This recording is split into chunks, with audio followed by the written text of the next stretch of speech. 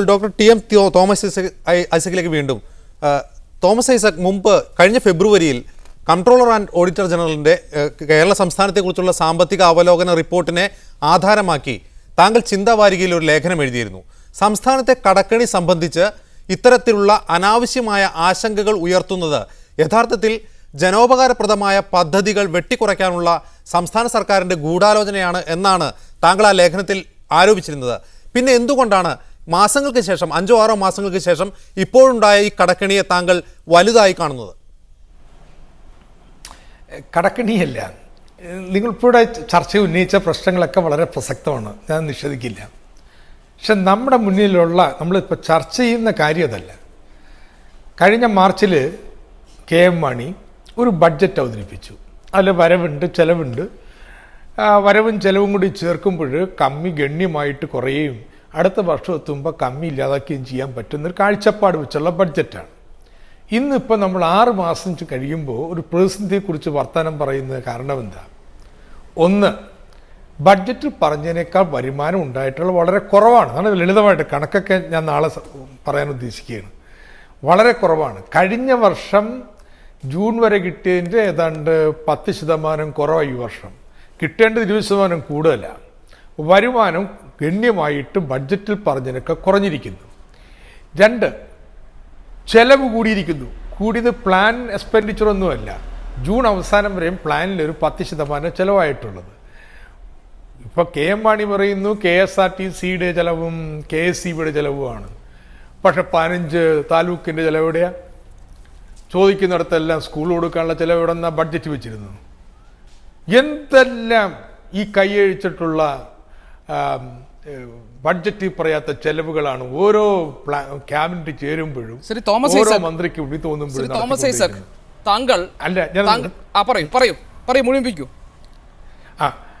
അപ്പോ ചെലവ് ബഡ്ജറ്റിൽ പറഞ്ഞതിനേക്കാൾ കൂടിയിരിക്കുന്നു. ഇതല്ല ഞാൻ ആ ലേഖനം എഴുതുമ്പോഴുള്ള സ്ഥിതി. ആ ലേഖനം എഴുതുമ്പോഴുള്ള സ്ഥിതിയിൽ ഒരു കുഴപ്പം ഉണ്ട്. എന്താ അത്? 17% നികുതി വരുമാനം വർദ്ധിച്ചു എന്നുള്ള ബഡ്ജറ്റിലെ അവകാശവാദത്തെ അംഗീകരിച്ചിരുന്നു. പക്ഷെ കൃത്യമായിട്ട് കണക്കൂട്ടാത്തൊരു കാര്യമുണ്ട്. കഴിഞ്ഞ വർഷം 17% കൂടിയത് നികുതി നിരക്ക് 13 നിന്ന് 14 ആക്കുകയും 4 നിന്ന് 5 ആക്കുകയും ചെയ്തപ്പോഴാണ്. ആ വർധനവുണ്ടായിരുന്നില്ലെങ്കിൽ നികുതി വരുമാനം കഴിഞ്ഞ വർഷം ഏതാണ്ട് 0. അത് കണക്കിലെടുക്കാത്തതുകൊണ്ട് നമ്മുടെ നികുതി വരുമാനം ഞാൻ മന്ത്രിയായിരുന്ന കാലത്തെന്ന പോലെ തന്നെ വളരുന്നുണ്ട് എന്നൊരു തെറ്റിദ്ധാരണയുണ്ടായിരുന്നു. ഇന്നിപ്പോൾ കാര്യങ്ങൾ വളരെ വ്യക്തമാണ്. കഴിഞ്ഞ വർഷത്തെ 17% ഈ വർഷം നികുതി വരുമാനം കഴിഞ്ഞ വർഷത്തെ അപേക്ഷിച്ച് ഗണ്യമായിട്ട് കുറയാൻ പോവുകയാണ്. പുതിയ സാഹചര്യമാണ്. ശ്രീ തോമസ് ഐസക്, താങ്കൾ നേരത്തെ സൂചിപ്പിച്ച ഒരു അപകടം ട്രഷറി അടച്ചിടേണ്ട തരത്തിൽ ഗുരുതരമായ ഒരു അവസ്ഥയിലേക്ക് നീങ്ങാൻ പോകുന്നു എന്നുള്ളതാണ്. താങ്കളുടെ ഭരണകാലത്ത് താങ്കൾ ഏറ്റവും അധികം നേട്ടമായി ഉയർത്തിക്കാട്ടിയിരുന്നത് ഒരു ദിവസം പോലും ട്രഷറി അടച്ചിടേണ്ടി വന്നിട്ടില്ല എന്നുള്ളതാണ്. 2008-2009 കാലഘട്ടത്തിൽ കടപ്പത്രത്തിലൂടെ സമാഹരിച്ചത് 66,000 കോടിയാണ്. അന്ന് ആ സ്ഥാനത്ത് ഇന്ത്യയിൽ 2 സംസ്ഥാനങ്ങളാണ് ഉണ്ടായിരുന്നത്. അതിലൊന്ന് ആസാമായിരുന്നു. ആസാമിന് 10,000 കോടിയായിരുന്നു. അപ്പോഴും താങ്കൾ പറഞ്ഞതുപോലെ കടം വാങ്ങിയാണോ ട്രഷറിയെ കടം വാങ്ങി, നേരത്തെ ജോർജ് ജോസഫ് സൂചിപ്പിച്ചതല്ല, പ്രൊഡക്റ്റീവ് അല്ലാത്ത കാര്യങ്ങൾക്ക് കടം വാങ്ങിയാണോ ട്രഷറിയെ നമ്മൾ തുറപ്പിച്ച് നിർത്തേണ്ടത് എന്ന ചോദ്യം പ്രസക്തമാണ്. അതിനും താങ്കൾ ഉത്തരം പറയണം. കടം വാങ്ങുന്നതിന് എത്ര പറ്റുമെന്നുള്ളത് കേന്ദ്ര സർക്കാർ അംഗീകരിച്ചു വരുന്ന തുകേൻ്റെ അപ്പുറം വാങ്ങാൻ പറ്റത്തില്ല. ഞാൻ ധനമന്ത്രിയായിരുന്നപ്പോൾ ചെയ്തത് അതിനപ്പുറം വാങ്ങുന്നതിന് വേണ്ടിയിട്ട് സ്പെഷ്യൽ പർപ്പസ് വെഹിക്കിൾ വഴി, പൊതുമേഖലാ സ്ഥാപനങ്ങൾ വഴി, പഞ്ചായത്തുകൾ വഴി, അല്ല നമ്മുടെ ട്രഷറി സേവിങ്സ് അക്കൗണ്ട് വഴി വായ്പ എടുക്കുന്നതിന് ശ്രമിച്ചു. ആ വായ്പ എടുത്തിട്ടുള്ളത് റവന്യൂ ചെലവിനല്ല ചിലവാക്കിയിട്ടുള്ളത്, മറിച്ച് വളരെ ഗണ്യമായ ശ്രദ്ധേയമായ മൂലധന ചെലവ് വർധനവ് സംസ്ഥാനത്ത് വരുത്തുന്നതിന് വേണ്ടിയിട്ടാണ്. ഇന്നിപ്പോഴെന്താ ഉണ്ടായിട്ടുള്ളത്? റവന്യൂ ചെലവ് കുത്തനെ ഉയർന്നുകൊണ്ടിരിക്കുകയാണ്. അത് KM മാണി വേണമെങ്കിൽ KSEBയോ KSRTCയോ കുറ്റം പറഞ്ഞുകൊള്ളട്ടെ, പക്ഷെ ഇതാണ് യാഥാർത്ഥ്യം. അതിനുവേണ്ടി വായ്പ എടുക്കുന്നു എന്ന് മാത്രമല്ല, ഈ വർഷം അനുവദിച്ചിട്ടുള്ള വായ്പയുടെ ഏതാണ്ട് 60% ആദ്യത്തെ 6 മാസം കൊണ്ട് എടുത്തു തീർത്തിരിക്കുന്നു. ഇത് രണ്ടാം പകുതിയിലാണ് ചെലവ് കൂടുതൽ വരുന്നത്. ആ കാലത്ത് നമുക്ക് വായ്പ എടുക്കാൻ ആഗ്രഹിച്ചാൽ പോലും പറ്റത്തില്ല. അപ്പോഴാണ് ട്രഷറി പൂട്ടിയിടുന്ന അവസരം സന്ദർഭം വരുന്നത്. ഇങ്ങനൊരു സ്ഥിതിവിശേഷത്തിലേക്ക് കേരളം വീണ്ടും പോവുകയാണ് എന്നാണ് എനിക്ക് ചൂണ്ടിക്കാണിക്കാൻ. തിരികെ എത്താൻ താങ്കളിലേക്ക്. ഇപ്പോൾ CP ജോൺ ചേരുന്നു, പ്ലാനിംഗ് ബോർഡ് അംഗം. CP ജോൺ, തോമസ് ഐസക് ഇവിടെ ചൂണ്ടിക്കാണിക്കുന്നത് ഈ സാമ്പത്തിക വർഷത്തിന്റെ ആദ്യത്തെ മാസങ്ങളിൽ തന്നെ കേന്ദ്രം നമുക്ക് അനുവദിച്ച വായ്പാ പരിധിയുടെ പകുതിയോളം നാം എടുത്തു കഴിഞ്ഞു. ഇത് കൃത്യമായ ആസൂത്രണമില്ലായ്മയാണ്. ഇതുമൂലം വമ്പൻ കടക്കണിയിലേക്ക് സംസ്ഥാനം നീങ്ങാൻ പോവുകയാണ്. എങ്ങനെ പ്രതികരിക്കുന്നു ആ പ്രസ്താവനയോട്?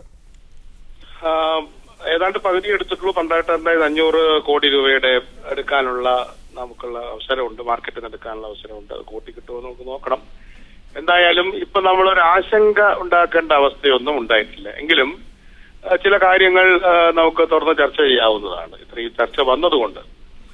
ഒന്ന്, നമ്മുടെ വസ്തു വിൽക്കുമ്പോൾ ഉണ്ടാകുന്ന ടാക്സ്, അതായത് പ്രോപ്പർട്ടിയിൽ നിന്ന് കിട്ടുന്ന ടാക്സ്.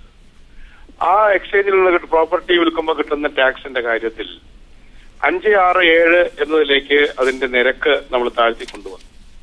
അത് 7, 8, 9 ആയിരുന്നു. 6, 7, 8 ആയിരുന്നു. അപ്പൊ 2% മാറ്റം ഉണ്ടായിട്ടുണ്ട്. പക്ഷേ ജനങ്ങൾക്ക് ബുദ്ധിമുട്ടുണ്ടാകാതിരിക്കുന്നതിന് വേണ്ടി വസ്തുവിന്റെ വില അത് വർദ്ധിപ്പിച്ചിട്ടില്ല.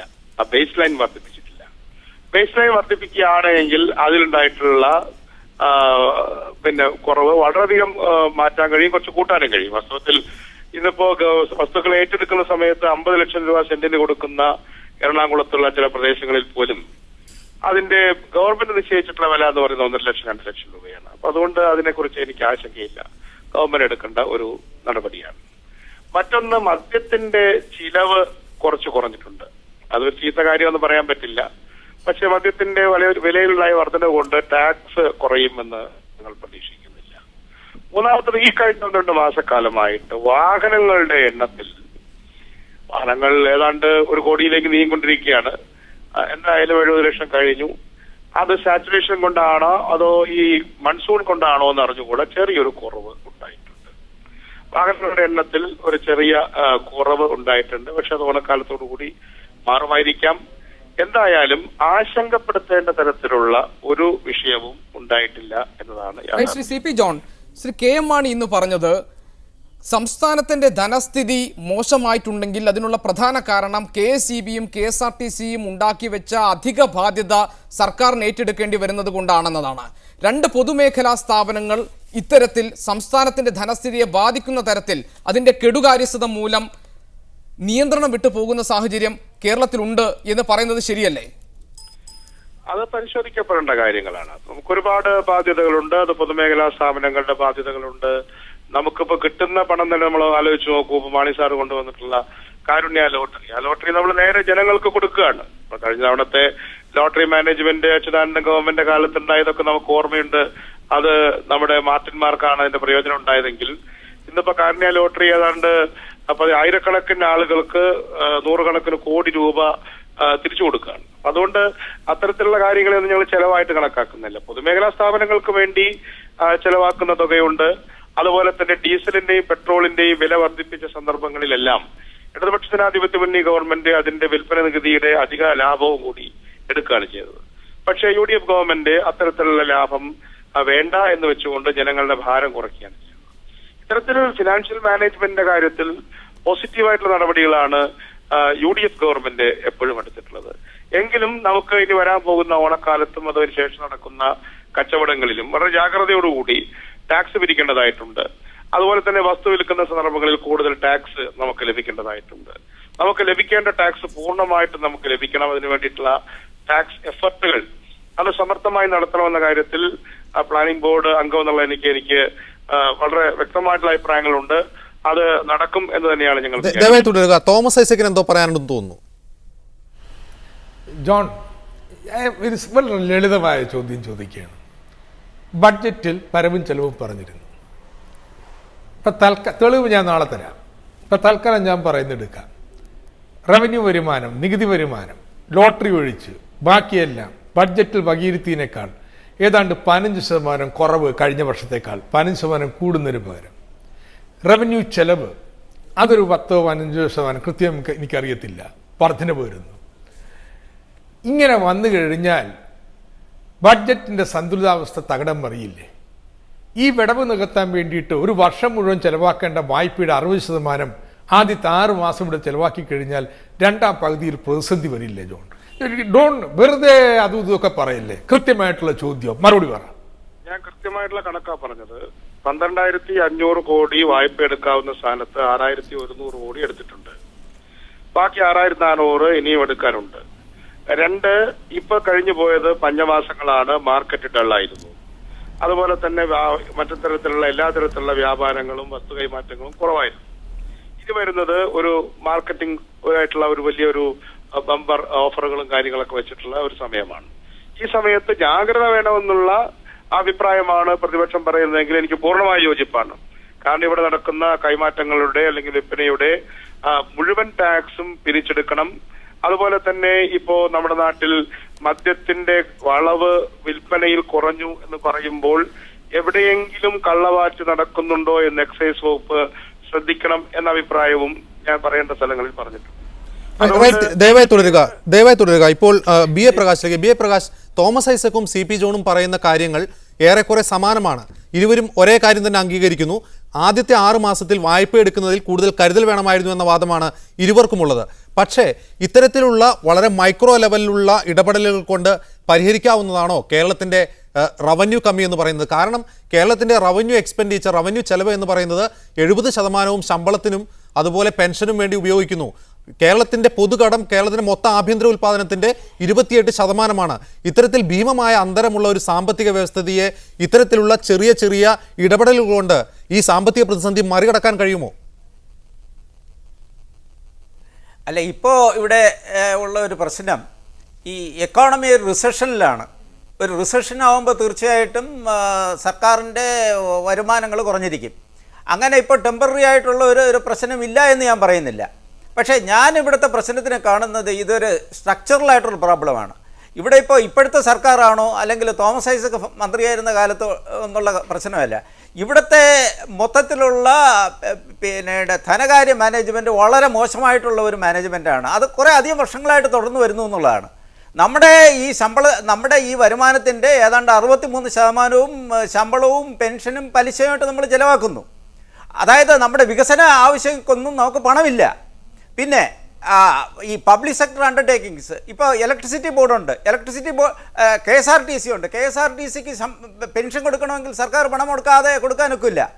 യൂണിവേഴ്സിറ്റികൾ പലതും ഇപ്പോൾ വളരെ രൂക്ഷമായിട്ടുള്ള ഒരു ധനകാര്യ പ്രതിസന്ധിയിലാണ്.